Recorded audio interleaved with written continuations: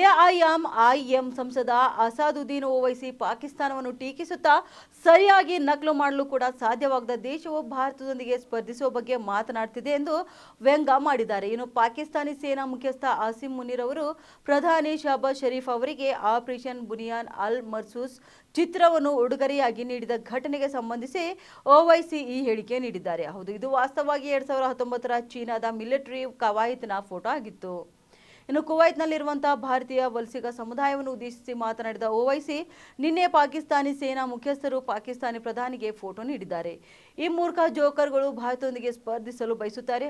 ಅವರು 2019ರ ಚೀನಾದ ಸೇನಾ ಕವಾಯತಿನ ಫೋಟೋಗಳನ್ನು ಪೋಸ್ಟ್ ಮಾಡಿ ಅದನ್ನು ಭಾರತದ ವಿರುದ್ಧದ ವಿಜಯ ಎಂದು ಕರೆದಿದ್ದಾರೆ ಎಂದು ತಮಾಷೆ ಮಾಡಿದ್ದಾರೆ.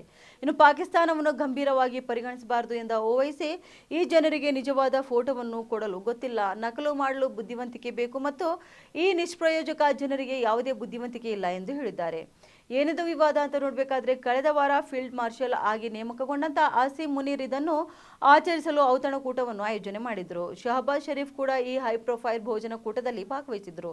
ಅವರಿಗೆ ಮುನೀರ್ ಈ ಫೋಟೋವನ್ನು ಉಡುಗೊರೆಯಾಗಿ ನೀಡಿದ್ರು. ಅವರು ಈ ಫೋಟೋವನ್ನು ಭಾರತದ ವಿರುದ್ಧದ 4 ದಿನಗಳ ಮಿಲಿಟರಿ ಕಾರ್ಯಾಚರಣೆಯಲ್ಲಿ ಸಿಕ್ಕ ವಿಜಯದ ಸಂಕೇತವೆಂದು ಬಣ್ಣಿಸಿದ್ದಾರೆ. ಆದರೆ ಈ ಫೋಟೋ ವಾಸ್ತವವಾಗಿ 2019ರಲ್ಲಿ ನಡೆದಂತಹ ಚೀನಾದ ಮಿಲಿಟರಿ ಕವಾಯತಿನದ್ದಾಗಿತ್ತು. ಈ ಫೋಟೋದ ವಾಸ್ತವಿಕತೆ ಸಾಮಾಜಿಕ ಮಾಧ್ಯಮದಲ್ಲಿ ಹೊರಬಂದ ತಕ್ಷಣ ಜನರು ಪಾಕಿಸ್ತಾನದ ಪ್ರಧಾನಿ ಮತ್ತು ಸೇನಾ ಮುಖ್ಯಸ್ಥರನ್ನು ಟ್ರೋಲ್ ಮಾಡಲು ಪ್ರಾರಂಭಿಸಿದ್ದಾರೆ.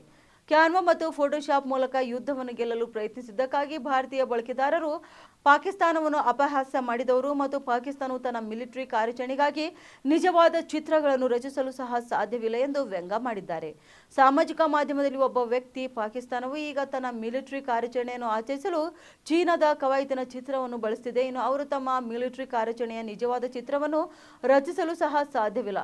ಅಂಥದ್ರಲ್ಲಿ ಶಹಬಾಜ್ ಶರೀಫ್ ಮತ್ತು ಆಸಿಮ್ ಮುನೀರ್ ತಮ್ಮ ಇಡೀ ದೇಶವನ್ನು ಮೂರ್ಖರನ್ನಾಗಿ ಮಾಡ್ತಿದ್ದಾರೆ ಎಂದು ಹೇಳಿದರು. ಇನ್ನು ಏಪ್ರಿಲ್ 22ರಂದು ಕಾಶ್ಮೀರದ ಪಹಲ್ಗಾಮ್ನಲ್ಲಿ ನಡೆದಂತಹ ಭಯೋತ್ಪಾದಕ ದಾಳಿಯಲ್ಲಿ 26 ಅಮಾಯಕ ಪ್ರವಾಸಿಗರು ಸಾವನ್ನಪ್ಪಿದ ನಂತರ ಭಾರತ ಮತ್ತು ಪಾಕಿಸ್ತಾನದ ನಡುವಿನ ಸಂಬಂಧಗಳು ಹದಗೆಟ್ಟವು. ಇದಕ್ಕೆ ಪ್ರತಿಕ್ರಿಯೆಯಾಗಿ ಭಾರತವು ಮೇ 7 ಹಾಗೂ 8ರ ರಾತ್ರಿ ಪಾಕಿಸ್ತಾನದ ವಿರುದ್ಧ ಆಪರೇಷನ್ ಸಿಂಧೂರ್ ಅನ್ನು ಪ್ರಾರಂಭಿಸಿತು ಮತ್ತು ಪಾಕಿಸ್ತಾನ ಆಕ್ರಮಿತ ಕಾಶ್ಮೀರದಲ್ಲಿ ಅನೇಕ ಭಯೋತ್ಪಾದಕ ಅಡಗುತಾಣಗಳನ್ನು ಕೂಡ ನಾಶಪಡಿಸಿತು. ಈ ಕಾರ್ಯಾಚರಣೆಯಲ್ಲಿ ಪಾಕಿಸ್ತಾನದಲ್ಲಿ ಆಶ್ರಯ ಪಡೆದಂತಹ 100ಕ್ಕೂ ಹೆಚ್ಚು ಭಯೋತ್ಪಾದಕರು ಸಹ ಕೊಲ್ಲಲ್ಪಟ್ಟಿದ್ದಾರೆ.